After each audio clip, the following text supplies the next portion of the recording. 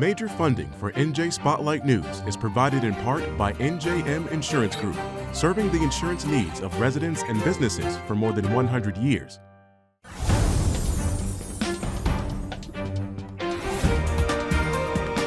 From NJ PBS Studios, this is NJ Spotlight News with Brianna Venozzi.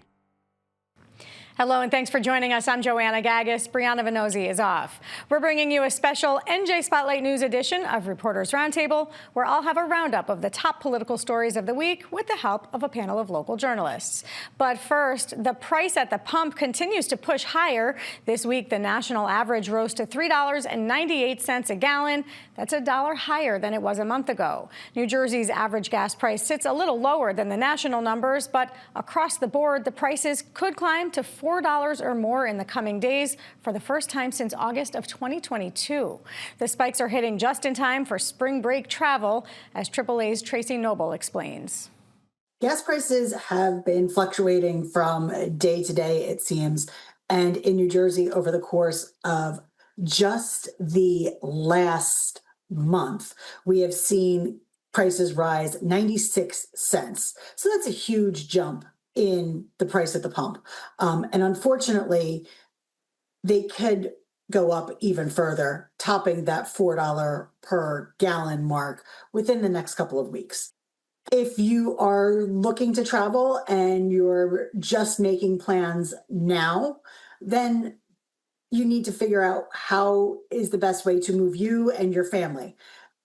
That could still be driving to your destination. So we know that, if you're trying to move a family of 2, 3, 4 people, driving to the destination is probably still the cheapest way to travel. The rising gas prices are the result of the war in Iran, specifically oil being blocked from traveling through the Strait of Hormuz. But there's another commodity that's stuck in Hormuz. Fertilizer hasn't been able to pass through, and there are fears that the shortage could impact the global food supply. A third of the world's fertilizer travels through the Strait of Hormuz, along with 1/5 of the world's oil supply.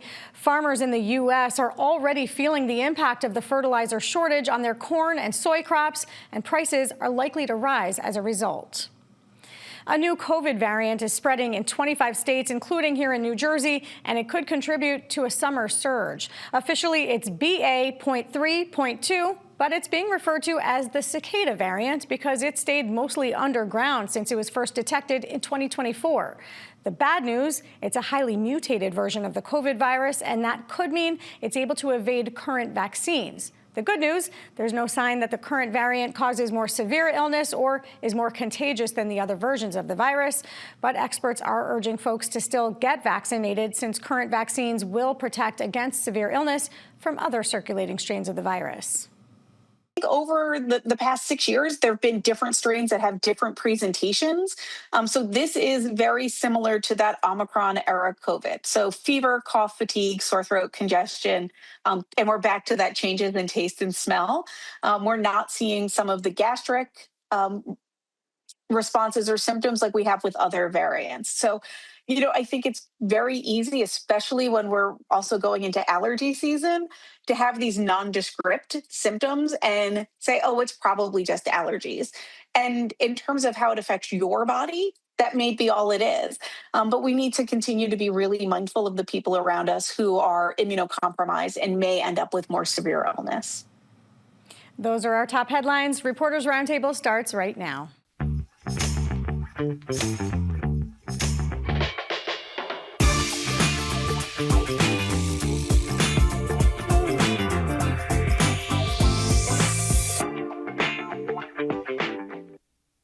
Lawmakers in Washington have been locked in a battle over how to fund the Department of Homeland Security, leading to a partial government shutdown that's in its 6th week. Meanwhile, a controversial package of immigration bills was just signed into law in New Jersey by Governor Mikey Sherrill. Hi, everyone. I'm Joanna Gagis. This is Reporters Roundtable. We've got a panel of journalists with us to help break down all that's happened in the last week of New Jersey news. Let's meet our panel. We have Aaliyah Schneider, political reporter for the Philadelphia Inquirer, Dustin Rasiopi, editor for Politico NJ, and Ben Hulak, Washington, D.C. correspondent for us at NJ Spotlight News. So immigration policy is still dominating the headlines. We see a real stark difference between what's happening in Washington and here in New Jersey. Governor Sherrill made news this week when she signed that package of 3 bills that were designed to protect immigrants in our state. One of them codifies the Immigrant Trust Directive. Aaliyah, can you tell us just what exactly does that bill do, codifying the Immigrant Trust Directive? It basically makes the existing policy that restricts law enforcement from working with federal immigration agents, very much restricts the amount that they're able to work with them. This has been an existing policy since 2018, and this basically makes it law. And advocates had wanted to have this happen for a long time. Well, expanding protections in this policy, but the governor made pretty clear that she was more interested in just kind of keeping the existing policy and making that law versus trying to tinker with it, which she thought could land it back in the courts. And that is also a concern that former Governor Phil Murphy had. It did go through a couple of rewrites. This and 2 other bills had some rewrites, right? The 2 other bills, the Privacy Protection Act and the bill that would unmask officers. Before we talk about those rewrites, just quickly kind of tell us what those 2 bills do. Yeah, so one of the bills basically says that law enforcement agents on all levels of government cannot wear masks and need to identify themselves some way before arresting or detaining someone. And that includes ICE agents, and it also includes local law enforcement. There are a lot of exceptions in this bill for, if there's cold weather, if there's risk of disease, for the identification part, if a supervisor deems that being stealthy is necessary. So I am kind of curious to see how much this one does, but it definitely is something that Governor Sherrill spoke out against a lot during her campaign, the kind of lack of identification that ICE agents have and the concerns that come with that. Yeah, Dustin, we saw, I'm sorry, go ahead. Sorry, talked a lot about the mask bill. I just want to mention about the privacy bill as well, which basically it seeks to protect immigration data from kind of needlessly getting out there and maybe for the federal government to be able to access it. So for government agencies and healthcare facilities, it limits kind of when they're collecting information that would determine someone's immigration status and, only taking it when it's necessary and only releasing it when it's necessary. Yeah. Thank you for that. Dustin, we did see strong opposition to these bills from Republicans. Only one Republican crossed the aisle when it came to the mask bill. That was Senator John Bramnick. They had an amendment, though. A couple of senators in the state had an amendment. Dustin, what can you tell us about what they were asking for, which Democrats left on the table? They did not move.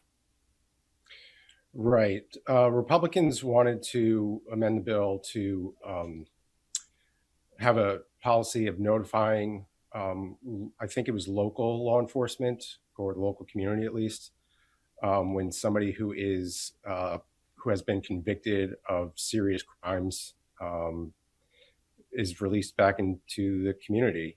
It sounds like that's a fair, rational sort of idea.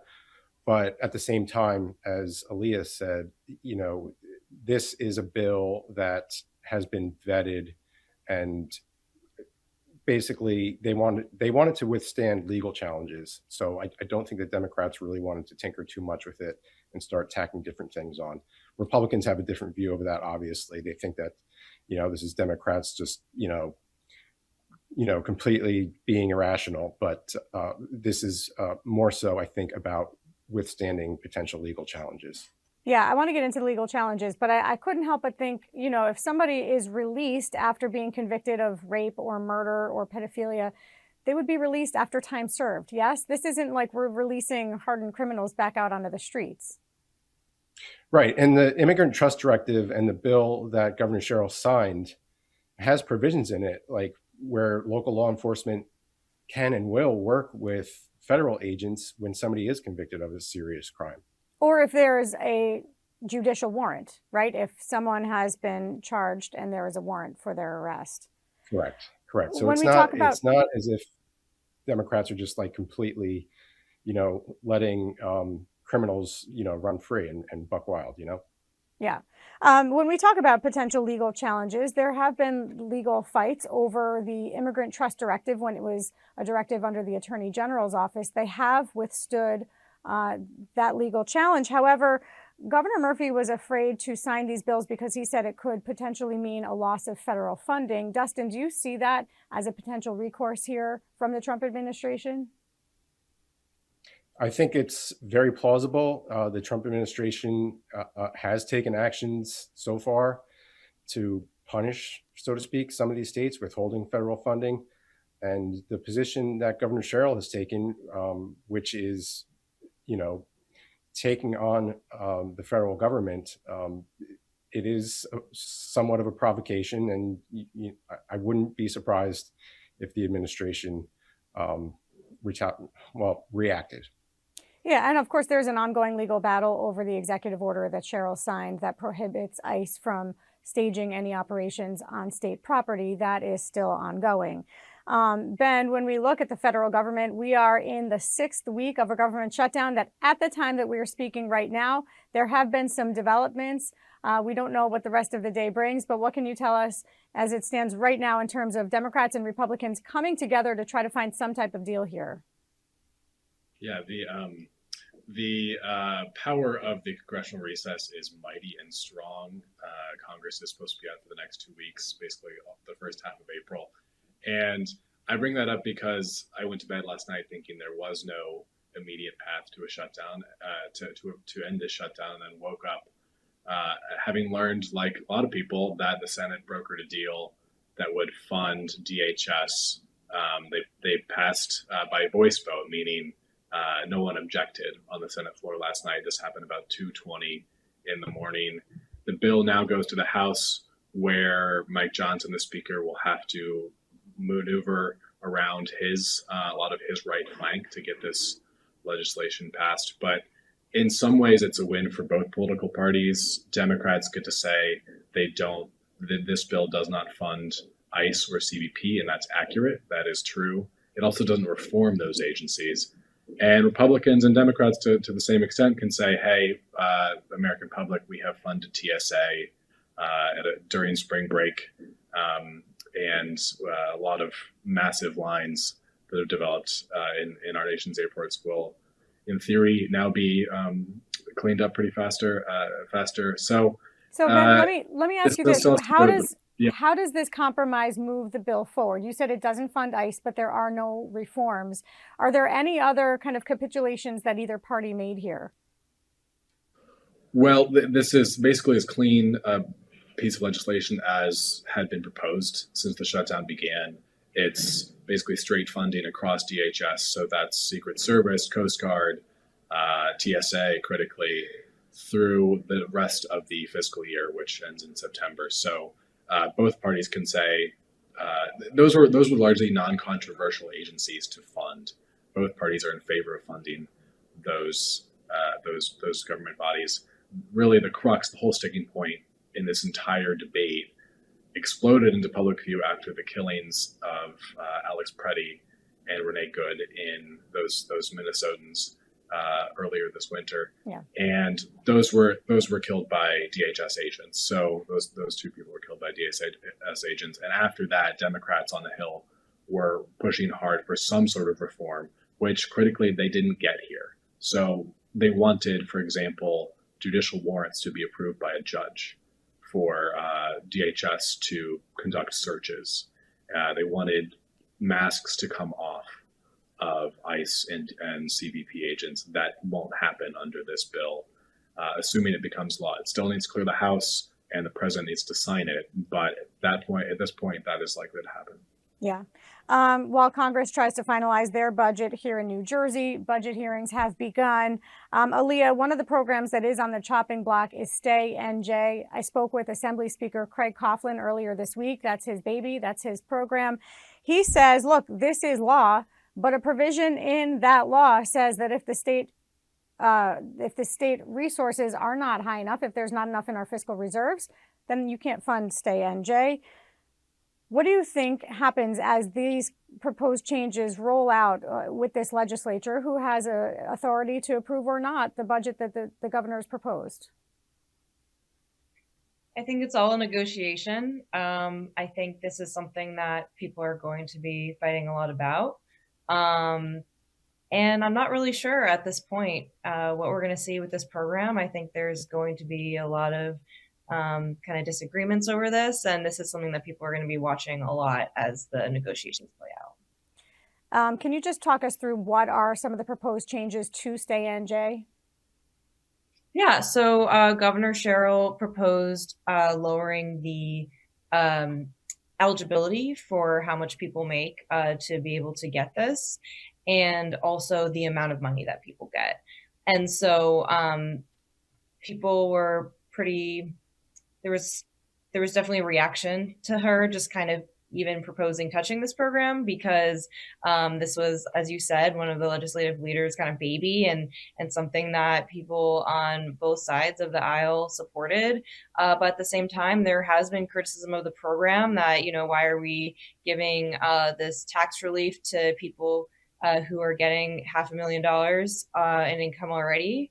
And so it's definitely going to be something where they're going to have to look at, who are the people that we want to be benefiting from this budget, and how do we feel about taking away a brand new tax relief program that people just start getting checks for?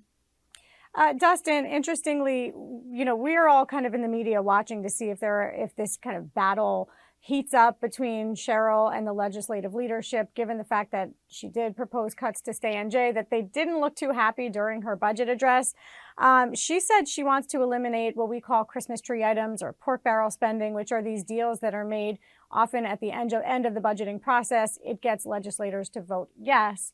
I asked Speaker Coughlin about that, and I said, these tend to be backroom deals. He was very defensive about that. He said, whoa, this is how we fund our priorities in the state. Do you think Sherrill's going to have a hard time really eliminating that process from the budget overall?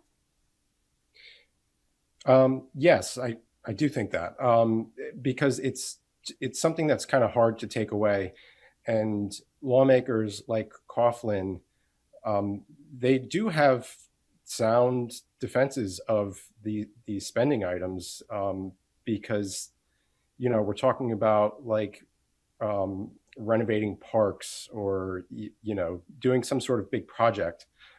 Mostly they benefit people in the legislature in their district. It helps them out, and it helps them to go sell to their constituents, like, look at what I did for you. So that's all good for them. I think what the problem has been traditionally is the process part of it is we don't find out about this. The public doesn't find out about it until the last minute. They are, you can use the term backroom or whatever, but the budget gets negotiated really in earnest in the last week of the fiscal year, and people just don't see what's happening. So it's a transparency issue for people. It's not necessarily on the merits of the spending.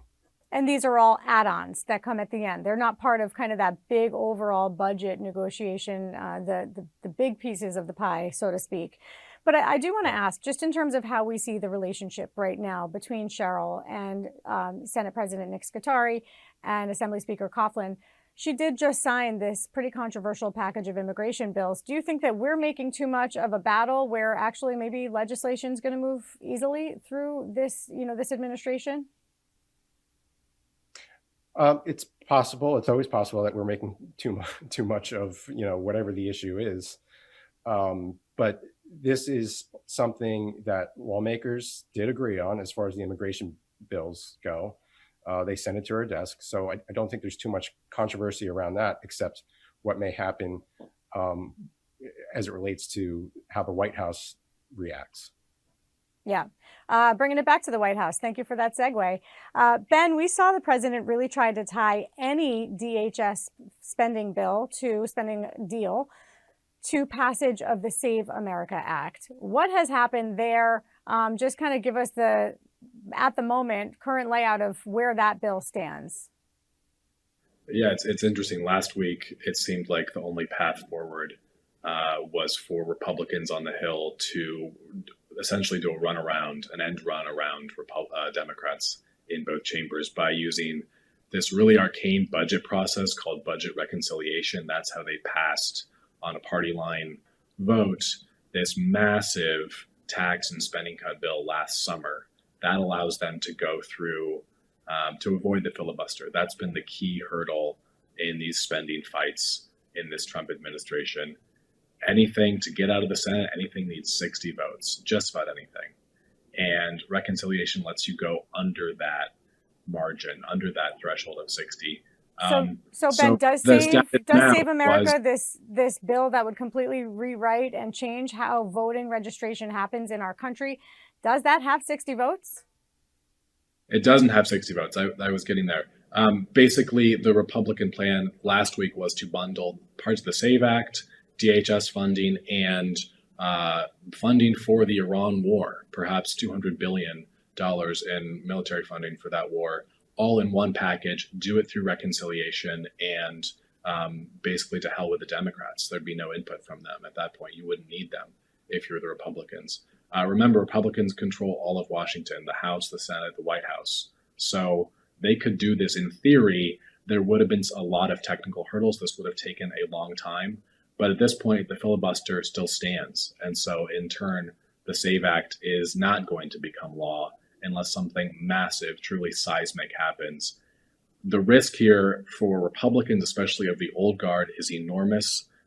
Folks like John Thune, the leader, Senate Majority Leader, and Mitch McConnell, the previous leader of Republicans in the Senate, have long warned, hey, we cannot kill off the filibuster, because if that happens the next time Democrats control the Senate, bam, they're going to push for DC statehood and things like stacking the Supreme Court, which you could do, in theory, if you have a straight majority, you could do, because, again, you don't have that filibuster in the way anymore. So Republicans tamped down their right flank in the Senate and said, we cannot pass the SAVE Act, pass this voting restriction bill, because it would lead to all these massive repercussions. Yeah, that's a great point. One of those senators who's involved in these discussions is Senator Cory Booker. Booker's on a book tour, huh, Leah? What's happening there? And is this really just a tee up for another presidential run? Yeah, he was in Philly last night. I talked to him earlier this week as well. His book is very philosophical. It's organized by virtues, and he talks about personal stories as well as stories of Americans who have inspired him. Last night he was talking a lot about wanting to be part of the national conversation, ways the Democratic Party should act differently. But, the last question of the night was, are you going to run for president? And he just went off telling this story that had nothing to do with the question. And I'm just waiting and waiting, like, okay, when's he going to give like a semblance of answering the question? Because when I asked him that earlier this week, he said, basically, I'm focused on running for Senate right now, and didn't answer. But he's up for re-election. Yes, he's up. Sorry, he's up for re-election. He said, "I'm just focused on my re-election." Of course, which isn't ruling out running for president. But he didn't even say that. He just kept going. He was really on a roll, and just never even. I felt like he just didn't even try to answer the question, and he was like, "Thank you, everyone. Good night," and everyone clapped. So just it's not a no. So I think it's pretty clear that he's at least heavily considering running for president. If it's not a no, it might be a yes.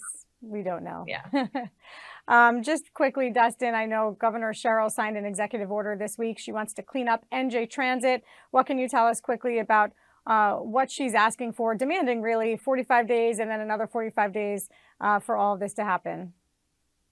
It just boils down to she's essentially asking the agency to come up with a plan to improve the rider experience, which I don't think anybody can argue with. Anybody who takes NJ Transit will tell you that it's not always great. It can be, but it's an agency that has long needed to be addressed and improved. And, it's an executive order. It's mostly a symbolic thing. So we'll have to see, over the next few weeks, you know, what sort of plan they come up with, and most importantly, like how they're going to put it into action. Yeah, and we know it's like fixing lights and getting more cameras and cleaning dirty stations and dirty buses, all things that people who are on NJ Transit every single day will appreciate. We know that. But that's all the time we have. Aaliyah, Dustin, Ben, thank you all for being with us today.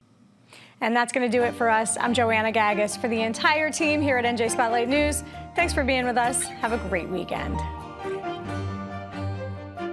New Jersey Education Association, making public schools great for every child.